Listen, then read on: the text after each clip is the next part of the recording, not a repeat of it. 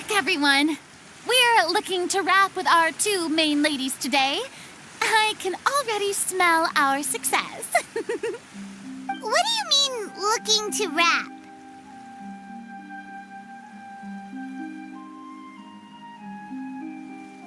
Oh, aren't you the expert now?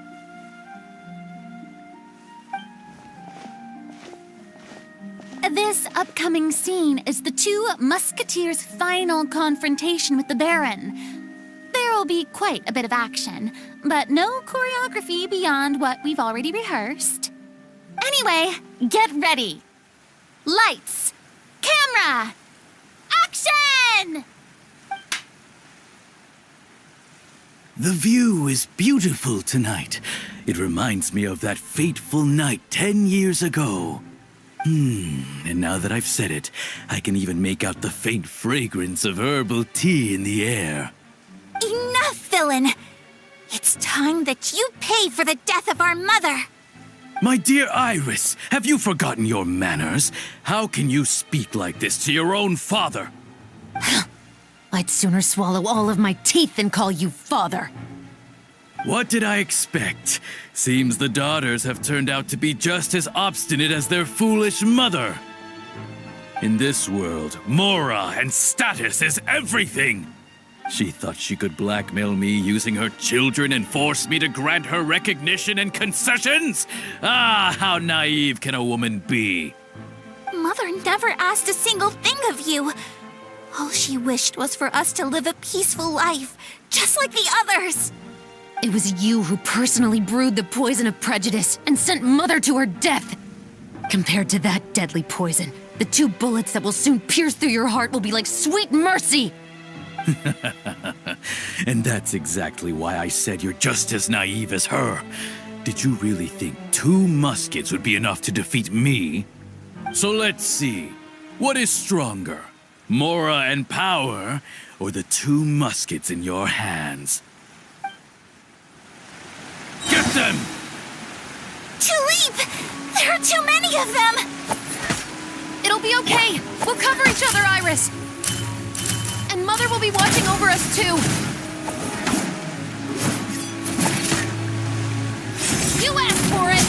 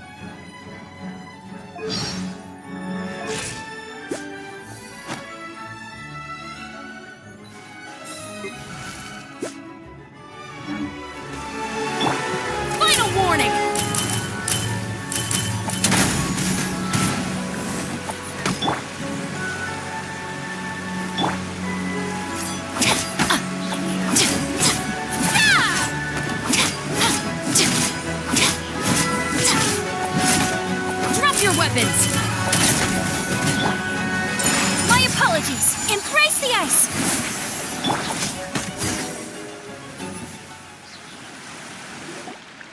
You've lost. To think I'd lose to my own 2 kids. We are no children of yours, and we'll never call that place our home. Then tell me, what did you do all this for? You lost your mother, and will soon kill your father as well. What will you gain in the end, other than sentences for your crimes? We will gain Our long-awaited justice.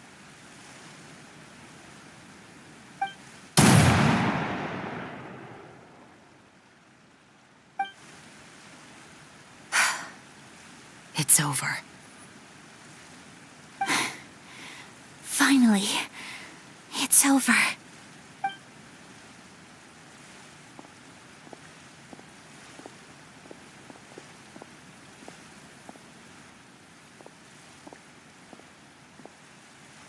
So, where will you go now, Tulip? I'm not too sure, Iris. Maybe somewhere with lots of flowers? After all, Mother always did love going where the blossoms were. What about you? I want to go visit Mother's grave. Yeah, that's not a bad idea. Huh? Tulip, look! What is it? It's Mother's favorite. The rainbow rose. Look, it's blooming again.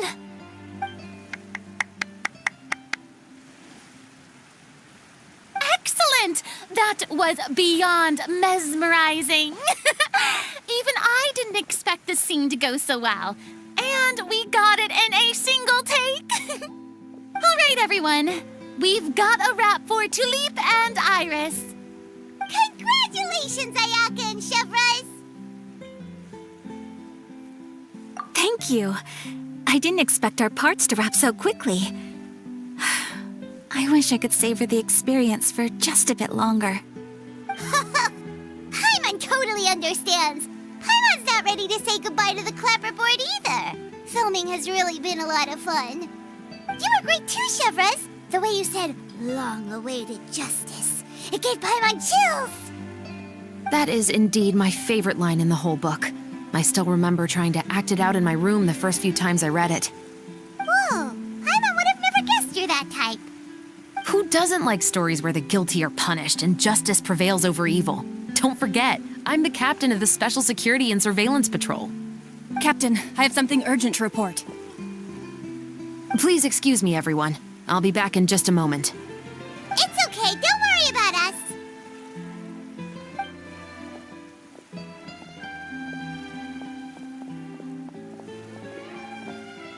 Oh? Was she whisked away by work already? I was just about to tell her how great she did. It seemed like some urgent official business. Then perhaps we should thank the stars that we were able to wrap both of your parts so quickly today. Switching around the filming schedule would have been a real pain. Anyway, I actually came over to let everyone know that we're all done for today. You can go home and get some rest. And one last thing, Miss Ayaka. Your acting skills today were immaculate as always. Are you sure you won't consider taking up full-time acting? See, I just happen to know this great troupe that's still looking for a lead actress. Thank you for your kind words, Director Farina. Unfortunately, there are still many matters that I have to take care of back home at the Yashiro Commission. I cannot remain in Fontaine to pursue an acting career. Nevertheless, I will make sure to treasure this incredible opportunity in my heart. Oh, that's a shame. But I understand. Just let me know if you ever change your mind. I believe it's also about time for me to take my leave. But hopefully I'll see you on set over the next few days. Even though my part's wrapped, I'd still like to swing by and help out the crew. See you tomorrow, Traveler and Paimon.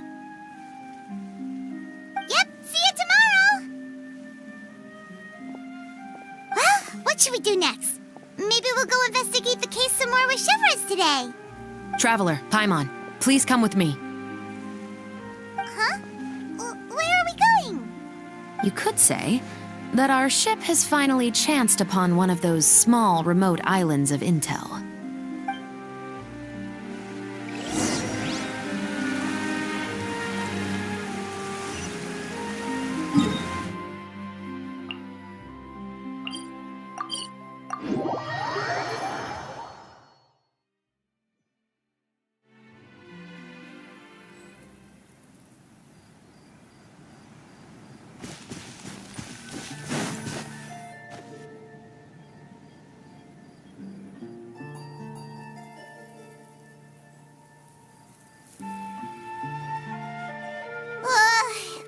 Paimon's exhausted. Paimon definitely didn't expect having to float this far after a full day of filming. So, Chevreuse, why did you take us here? Affirmative.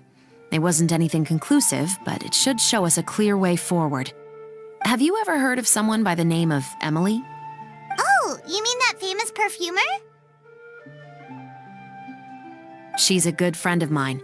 She's lent me her aid several times in the past to resolve some difficult cases. After I discovered the rainbow rose at the scene of the murder, I sent it to her.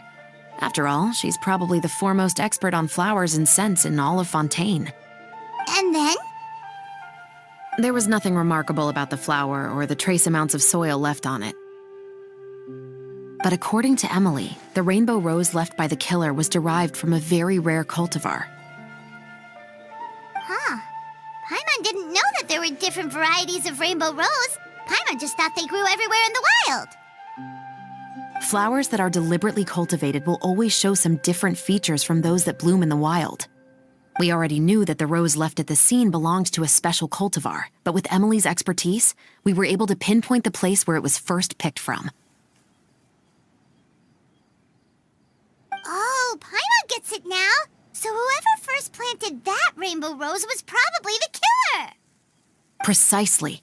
And after we checked what we learned against some sales records from the past, we discovered that there's only one person in all of Fontaine who could grow and sell this specific cultivar.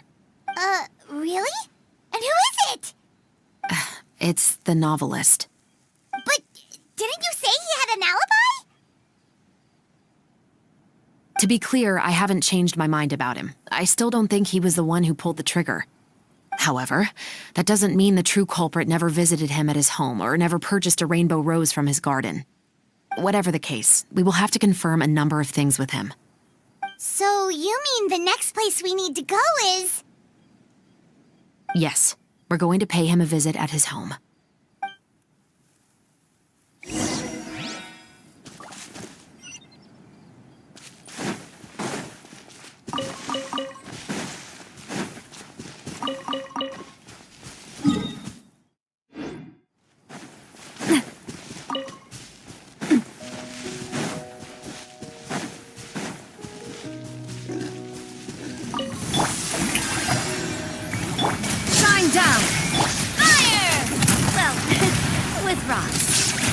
Mind the side effects. Seems like an emergency. This one's got your name on it! Umbrella warfare, I guess! Fire! Well, with rocks. Coming at ya!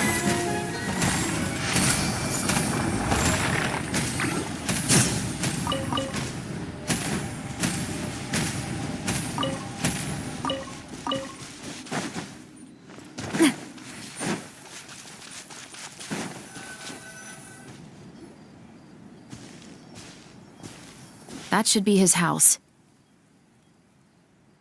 There are so many Gardamex stationed around the place.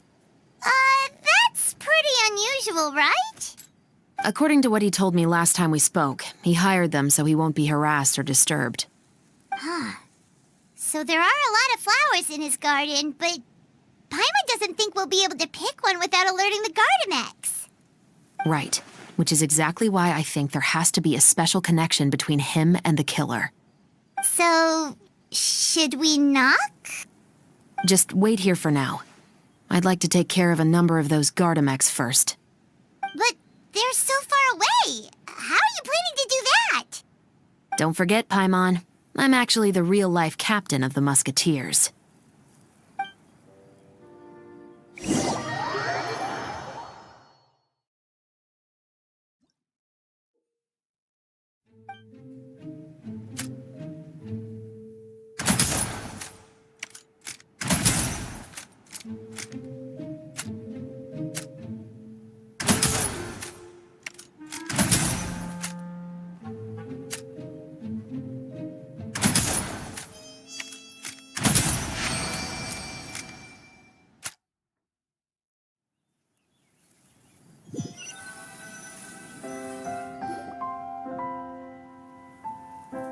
All clear. Let's go. Wait! now that we know he could be the killer, can we go over our plan of action again? I'll go knock on the door and make sure it's safe inside. Once we're sure that we're in the clear, I'll ask him to come with us for a quick round of questioning at the guard's headquarters. But can't we just arrest him? We still have no evidence that he's the killer, or that he lent the killer any direct aid. Still, it would be appreciated if you could pick a rainbow rose from his garden for me while I'm talking to him. It'll help the Marachose Phantom confirm Emily's theory. Sure, no problem. Just be careful, Chevreuse.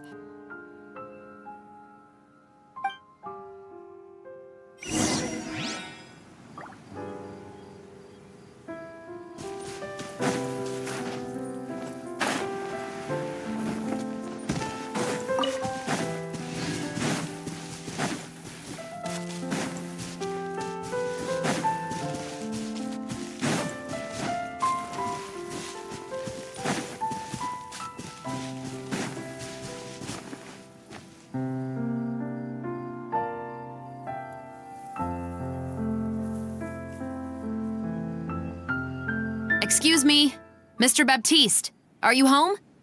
Who could it be at this hour? Oh, it's you, Officer Chevreuse. Would you mind accompanying me to the guard's headquarters, Mr. Baptiste?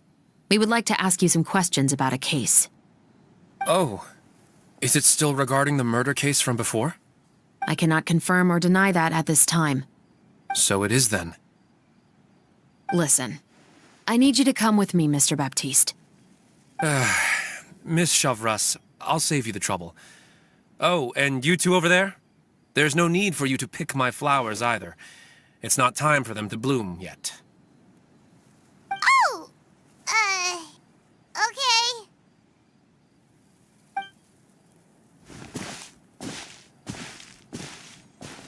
By saving me the trouble, you mean...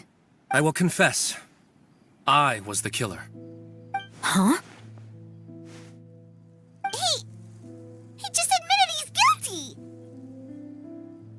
Please relax, everyone. I'm not armed.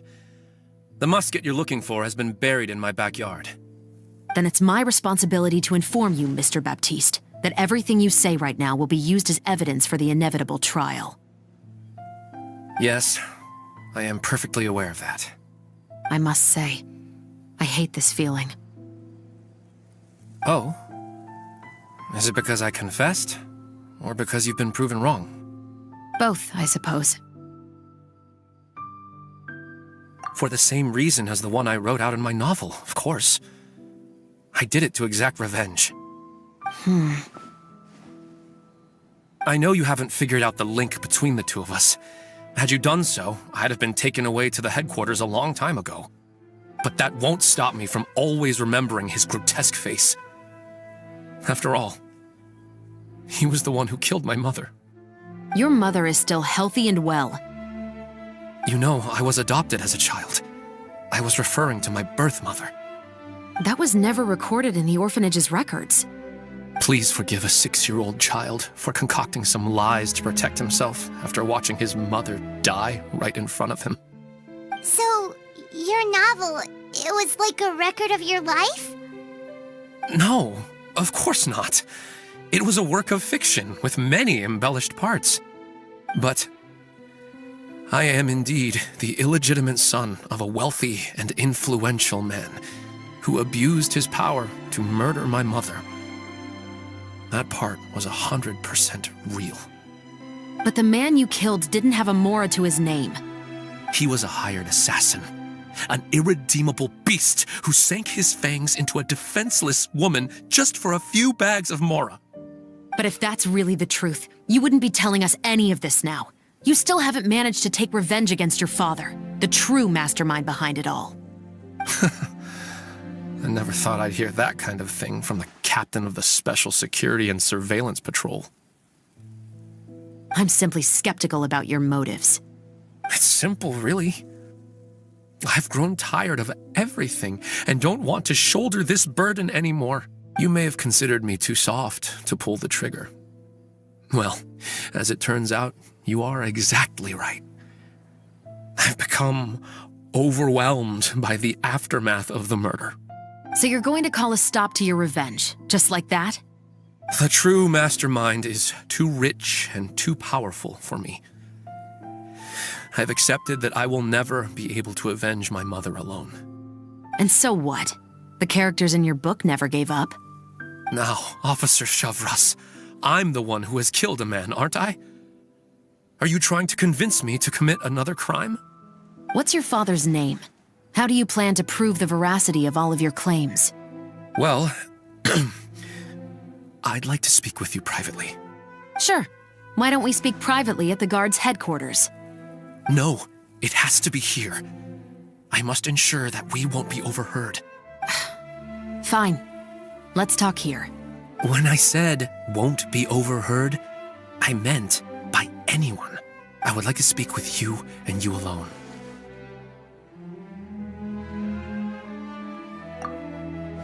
Thanks.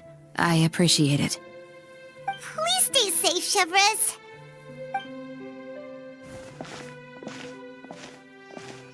All right. Let's hear it. Will you really believe what I'm about to say? Well, that depends on what you're going to tell me. Fair enough. Fair enough. Then listen closely.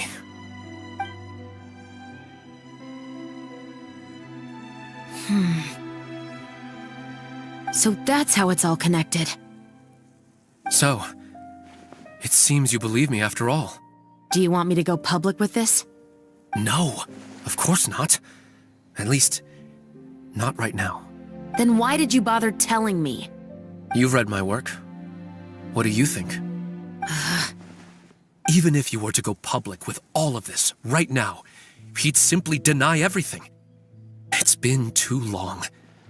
Almost 20 years. Anything that could be used as evidence has long faded away. Even if there might have been a solitary island of truth once upon a time, it has long sunk beneath the waves by now. Justice will never find him. Not if you don't try. I know that as the captain of the Special Security and Surveillance Patrol, you will always stand on the side of justice. But do you really think a cushy life in prison really constitutes justice for him? I bet he could lead an extremely comfortable life in the fortress of Meripede. What are you trying to say? I've been observing you from a distance. Your portrayal of the musketeer was exquisite. Pull the trigger of justice against him. Let the villain get what he deserves. You want me to let you go so you may complete your revenge? No, Officer Shavras. I know that would be impossible. No. What I'd like is for you to perform the deed on my behalf. Oh, Chevres sure is taking her time. What could they be talking about anyway? Oh, Paimon's worried. What if he decided to attack her? Oh, you do have a point. Still, do you have any idea who the rich person might be? And why the novelist doesn't want us to hear what he's saying to Chevres? Sorry to keep you waiting, you two. Hey, how did your talk go? I've already sent someone to escort Baptiste back to the headquarters for questioning. He wasn't lying about the musket. It was indeed buried in his backyard. But what about the name? Did he tell you the name of the rich guy? Yes, he did. But for now, I have to return to the Special Patrol. There are still a few loose ends I need to tie up. I'll probably be quite busy over the next few days, so apologies if you don't see me on set. All right, Paimon understands if you can't tell us everything you know. We'll just keep an eye on the Steambird then. Actually, there's still something else I need your help with.